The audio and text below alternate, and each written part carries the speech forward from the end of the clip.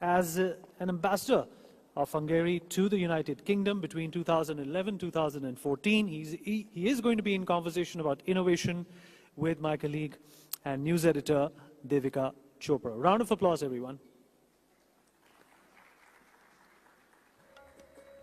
Thank you so much for joining us at the NXT Conclave. When I was reading up on what is it that we should discuss and talk about, and of course the topic is Next in Innovation, it's very interesting that you were the Minister for Culture and Innovation. That's not a concept that we have yet adapted in India. I want to understand from your perspective, how does that work as far as the government's role is concerned? What does a Minister of Innovation really do? First of all, thank you very much for the invitation. It's a pleasure to be here.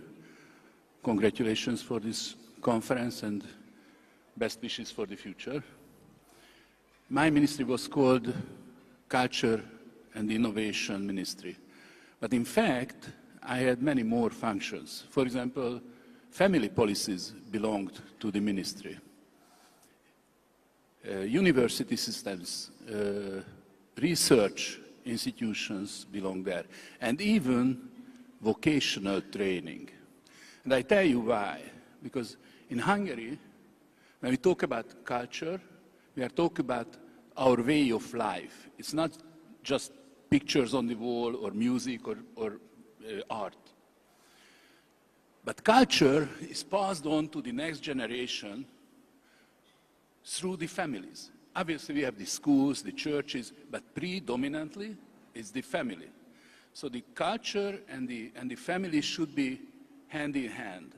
And this morning we talked about a lot how a government can enable or support families or culture, that we don't lose what we want to keep. So therefore, you need economic prosperity. And in this fast-changing world, where does that come?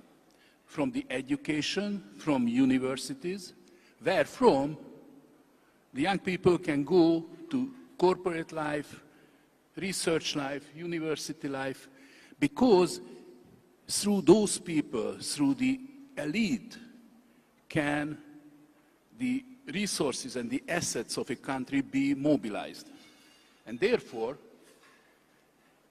produce added value, economic added value, which in turn is required to support your families and culture. So this is an angelic circle. And the government in Hungary decided that we have to have this holistic view represented in a portfolio in the government. And because in my life I worked in each and every field, I have 4 kids, 8 grandchildren, so I'm familiar with the family to start with. That's such an interesting perspective, because you say that at the core of culture in Hungary is family and family values.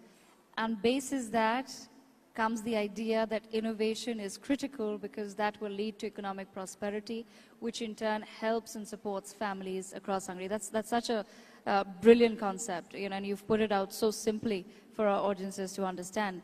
I also want to just know from you then, what exactly does the job entail? How do you go about it when we talk about a ministry of innovation? What sort of innovation are you looking at? And I'll come to what next in innovation, but I want to understand what so far would you say have been some of the biggest success stories? I think the role of a government is to facilitate what a government can do. The government can provide money to support ideas, infrastructure, or regulation. And the wise governments, in my opinion, build on the strengths, the existing strengths, what a country has. Last year, when I was still a minister, Hungary won 2 Nobel Prizes. Katalin Karikó for the mRNA, and Ferenc Krauss for capturing and picturing the subatomic particles. Well, they've been working on their field for 40 years or so, but it was my time when they got the Nobel Prize, so I take the credit for that. But anyway, so it means that the health sciences and life sciences and physics, chemistry is somehow developed in Hungary in a very strong way. So when first we started to think about how to improve our ecosystem in innovation, we said that we select 3 focus areas. One is digital transformation. And it starts with, Hungary is full of very smart mathematicians, starts with deep mathematics, which is the heart of AI, quantum, you name it. Then green transformation is no question, but in the green we mean not only energy, but water, agrarian issues and those things. And last but not least is the, I would call it the health questions, aging, longevity, pandemics, and these kind of things. So we decided as a government that we will focus our efforts, our money, our infrastructure development, and our regulation to help this ecosystem. And the good thing was that the higher education belonged to me. Today, Hungary has a very strong manufacturing platform. American companies, Chinese companies, German companies, French companies are all there and manufacturing high-tech products. To support that, obviously, we need talents, engineers and researchers. And in the Hungarian higher education system, some 13% of the students are already foreign students. That's in the top 15 countries in the world, out of the, say, UN 200 countries. While Hungary's size is 95th in population or territory. So we are punching above our weight. But our goal is that by 2030, we will increase this number to 20% plus. Because if you want to develop a strong manufacturing base, you have to have a knowledge base. You have to nurture and develop those engineers and those experts who will be able to work there. Not necessarily just on research. The research ecosystem is important. What we did, that all government money, any penny that is spent on innovation, will be spent on projects where clearly demonstrated that there is a cooperation, association between the corporate sector, research institutes, and universities. Because the university students should see corporate guys walking on the corridors and researchers. MIT in Boston was made based on that idea. So this, focusing on fields, focusing the money to follow the policies, and I would say over the years, and obviously my predecessors, this is a new ministry, but there was Ministry for Innovation, the number of patents, publications grew significantly. So there is a response. We are far away. Just to give you some European numbers, in Europe, the best innovators spend some 3% of their GDP on innovation. Yes. 2/3 of that usually comes from the private sector, 1/3 from the government. But and in Hungary, we are at around 1.5%. But the very interesting indicator that in Europe, in the best countries like the Netherlands, Austria, and others, they have some 1,000 researchers per 1 million inhabitants. Oh, wow, okay. 1,000 per 1 million inhabitants. We are 2/3 of way through that. Because most probably you know, ideas happen not when you sit alone at the dinner table, but when you mingle with your colleagues at the printing machine or the coffee shop, because you trigger each other's thoughts. Mr. Csak, so if I were to summarize it, what I understand is that there is would you say that there's an equal focus that's required on both building the knowledge base as well as having in-house or rather, talent within your country that can convert that knowledge into manufacturing units. If you were to say to any country, give your opinion or suggestion, what is the weightage that you would give to each of those aspects? How much should a country focus on knowledge and R&D, and how much should one focus on setting up those manufacturing units and other factories and in making infrastructure that actually invites companies from abroad? Rather than answering how we do it, this morning we heard the former Canadian Prime Minister, and he talked about China's rise, both in manufacturing and in research and innovation. Because the two goes hand in hand. If you look at President Trump's speeches, what he says that in the US, they have to somehow re-establish the American manufacturing base. I have my doubts because the skilled workers are not there, and there are many questions around that. But the US clearly is a leader in innovation and research. Yes. But if you don't have then the application in manufacturing, that you won't have a balance. Now, in Hungary, we woke up, I would say, 15, 20 years ago, and we said that, okay, it's not fancy to have factories, and these are very modern factories, by the way. It's not fancy, but if we want to support the research and create room for the research, we need manufacturing.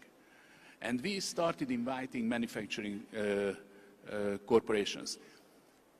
There are only, I would say, 3-4 countries in Europe where the manufacturing as a percentage of the GDP is above 20%. Wow. 30 years ago, even in the UK, it was 20+%. Today in the UK, it's 7-8%. Mm-hmm. So then you are very much reliant on imports.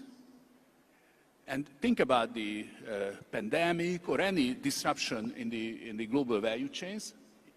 You are in trouble. So you have to have both sides. And I think each country has this potential.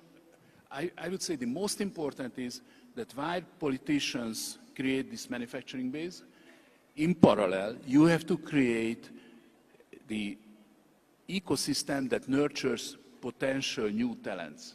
And that's the universities. Okay, that's interesting. So that's the universities, you said, for the talent. I will come to that point in just a second, but you also mentioned the slump that the entire world witnessed during the COVID-19 pandemic.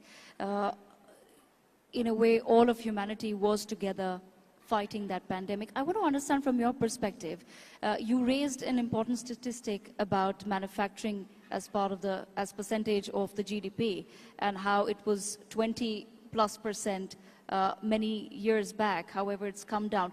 Do you feel that was the reason why several European nations have actually been facing the economic slump ever since COVID-19 happened, because they didn't give enough emphasis to both the pillars, as you've mentioned, to manufacturing as well as knowledge and R&D? There were several factors. For example, in Germany, the problem was that the Mittelstand, the mid-sized corporations, the next generation or the third generation is not interested. So they are selling, and most probably the buyers just buy the market and shut down the thing. I think the most critical issue was that in Europe, many people fell in love with the green transition. Yeah. Yes. So that meant that manufacturing, and from the US as well, manufacturing went to China and other places. But if you think about in China, the energy production, I would say 80% is from coal. Pretty dirty. While in Europe, it's natural gas or nuclear or that kind of stuff. So when we relocated the manufacturing, we actually worsened the global atmosphere. So and plus the social problems that local people lost their jobs, tax revenue dropped. So there is a chain of reaction or effect in it. I think we are in India, and we Hungarians, we came from Asia, and we are very proud of that. We think about kind of balances, and each country has to have his or own balance. And India is a special case because you are at this stage of your development where you can make decisions. Yes. And you have the economic growth to support the government to create an innovation and culture ministry and focus on creating the potential, both in manufacturing and in education, higher education in particular. Very interesting, and I want you to help elaborate on that aspect as well. So what role do you think India would perhaps play as far as innovation is concerned in the coming decade, in your experience or in your understanding of where India stands today? I think the most important thing is association, corporations, research institutes, universities, and governments. But now, thanks God, we are not living in a world where each country is a closed entity. India is in the best position because you have many people who studied in the UK, Europe. We have many Indian students in Hungary as well, US. So I think India is uniquely positioned to be a center of global cooperation. In Singapore, for example, the National University of Singapore 15 years ago or so established a new institute called CREATE. And that was an institute which the role is to invite world-class universities to Singapore to work together with Singaporean researchers. Okay. So Stanford and Munich Technology University and others are there. And that's where you can play a role. I visited Bangalore, the Technical University and the Indian Institute of Advanced Studies. You have huge potential and you have the people who understand the world. Now the question is whether you can bring projects here. Mm-hmm. And you can bring people to live here to see for themselves. For example, I, as a minister, I established kind of scholarships. 3 to 5 years, you can bring your whole family to Hungary and work together with Hungarian researchers, and not only Hungarian researchers, and corporations. Again, association, ecosystem. So, Ms. Csak, we were earlier discussing about this aspect of collaboration, and we were talking about innovation for humanity as a whole. You've elaborated on India's role, but if you were to advise the Indian government a little bit more on what would it possibly take to take that collaboration forward, what would your advice be? My background is economics and sociology, and I believe in institutions and incentives. So, for example, when a government spends money on supporting research or development, the condition should be that corporations, universities, and research institutes are involved. And this is not a new model. It's in the US, if you look at the NASA or the Pentagon, they do the same. It's fascinating what can happen when corporate guys, university professors, students, and researchers meet. And first, it was very hard because it was like silos. People don't want to, this is my piece of cake, so don't touch it. I think those countries who are the quickest in breaking down or pulling down those walls or silos will be most successful. And again, just as we did, you have to look back and see where India has been successful anyway. where you have schools of knowledge or champions of things. I used to work with Tata Group, Jamshedpur, you know, that's Yes. a 150 years old story. And what a story. In 2000, the company was $10 billion market cap, and now 100 plus. So the whole world is for you. Yes. Mr. Csak, you also raised a very pertinent point earlier when you gave the example of moving the manufacturing hubs to China, where initially the idea was to focus on green energy, but the whole point of green energy is to obviously not then expend electricity which is based on coal.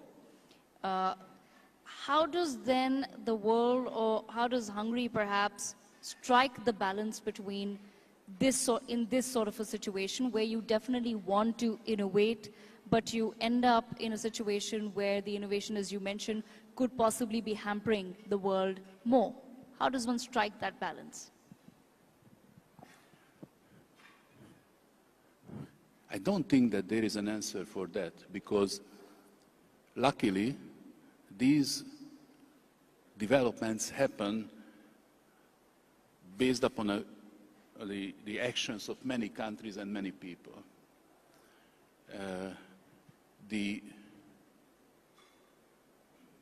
In case of China, back in the 1970s, when Kissinger and Richard Nixon opened up China through the WTO joining China and recently, what happened that China first was obviously a copycat.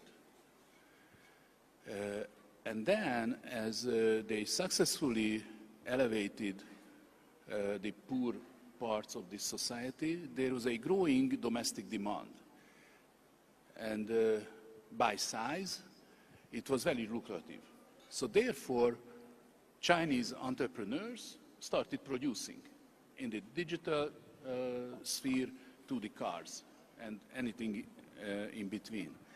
And now, what you see that many Western companies, Buick, Volkswagen, BMW, they are not competitive on the Chinese market. BYD and the others are coming, and Huawei. And the Chinese did an interesting thing, because they, while, for example, in the US, the AI and the digital products were focused rather on the household consumption, your phones and the apps on it. And for example, for the big American companies, 80% of the revenue comes from that market, Meta and others. In China, 80% comes from corporate markets, which means automation. We are lagging behind. There is a Swedish company, Ericsson. Ericsson established only 4 years ago a task force, a global task force for corporate solutions of 5G and automation. So we are lagging behind in terms of thinking. But in my opinion, competition is good because it wakes you up. We will see what's going to happen in the US. How to turn that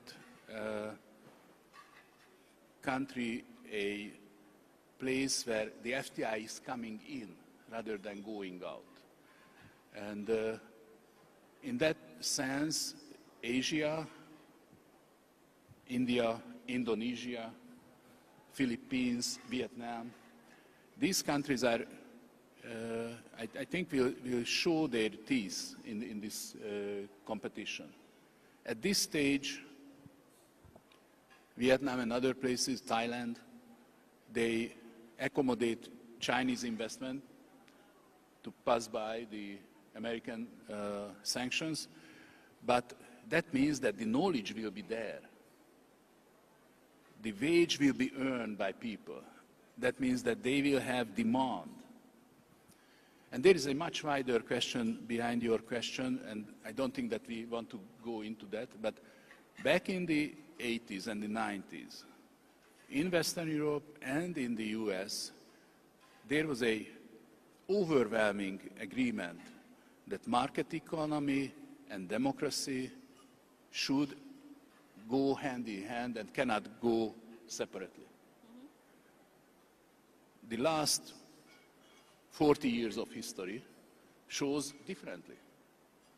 So the social sciences are lagging far behind in terms of understanding how come and how far a market economy can work within a non-democratic, in our sense, non-democratic system. And the best example is the China-India rivalry. Huge countries, huge population, let's see. Mr. Csak, I also want to understand from your perspective, when you talk about some ambitions that have been laid down by President Donald Trump for the United States of America, where a huge part of the Make America Great Again campaign is to make sure that the jobs remain in America and with Americans, and to make sure that that there is an equality in terms of the tariffs that are being imposed on other countries. Do you really think that America will be able to achieve that under President Donald Trump's leadership? That's the billion-dollar question. But if you look at the fact that a increased portion of the Latino, Hispanic society voted for President Trump, means that those people are first, maximum second or third generation. They want to work. And I believe in the wisdom of the constituency. If they believed that President Trump can deliver, and if they, and I know that they are very hard workers, first on the plantation, but second in the schools or in the army, and then in the manufacturing jobs, I am pretty hopeful, not for Hungary, for the world. Because over the last 250 years, next year will be the 250th anniversary of the establishment of the United States, the United States has always been a pioneer in new solutions, innovation as well. There is no country where an idea becomes a product quicker than in the US. Craziness as well. But looking at the new secretaries, Scott Bessent and the new energy minister, I think there is a consistent thinking, not like in the first term of Trump in 2016. So I think all these tariffs and other things should be somehow settled, I would say, by the mid-summer in the US. Because the tariffs will hurt American customers. Inflation will increase. And one of the key reasons why Biden or Kamala Harris lost was the last 4 years inflation for the customers. So therefore, some signs of results should be seen. And next year, the 250th anniversary and the midterm elections. So the period is pretty short, and the credibility is hard to win, but very easy to lose. Yes. And I think they are pretty focused. Mr. Csak, my last question to you. I want to understand from you, you also raised earlier the point that for innovation to be for humanity, it is important for collaboration, and you gave examples of how Hungary is achieving that by creating universities, by inviting foreign students, by inviting people, innovators and their families to come live in Hungary and to collaborate with other researchers as well. But in today's political climate globally, where there is a lot of debate, discussion, question on whether jobs should stay with the natives of a certain land and whether people from outside should be allowed, what sort of jobs those people will be doing. I just want to understand from your perspective, do you feel that somewhere the current political climate could in a way hamper or impact innovation and innovative collaboration?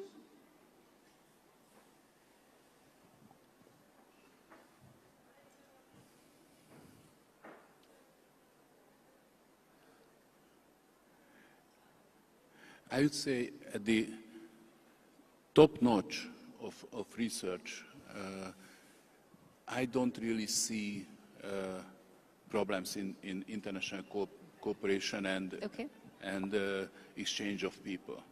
The question will be, where will be the demarcation, and whether geographically or fields. For example, the French government opens huge research facilities, including nuclear and AI, in China. Right.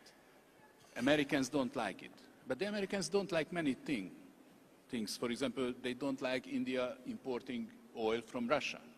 So you have to have a good case and argumentation, what is good, what is bad. When it comes to national security, then the ball stops. And the smaller countries like Hungary, we believe we cannot survive in a world that is cut into parts. We have always been in the center of people's movement, north, south, east, west. So this is our interest. We want to be a place of connection. For us, if there is a very strong demarcation, that means that Hungary might become periphery, as we were in the Cold War. But if there is a global decoupling, so to say, then India's potential will be crippled as well. So this is why I'm saying, I told it to a reporter, that India has not only economically, scientifically and intellectually, but politically has a very significant role in the world. Because if my Prime Minister talks to President Trump and they are good friends, a country of 10 million talks. If a country of 1.5 billion talks, that usually being heard. So that's my advice, that India is a 5,000 plus years old culture. Proud and full of experiences. And I'm not saying that you are shy because you've been performing in the international diplomacy and other fields greatly, but the world needs you. Okay. Well, Mr. Csak, that's all the time that we have for this wonderful conversation. Ladies and gentlemen, a huge round of applause for Mr. Janos Csak for joining us at the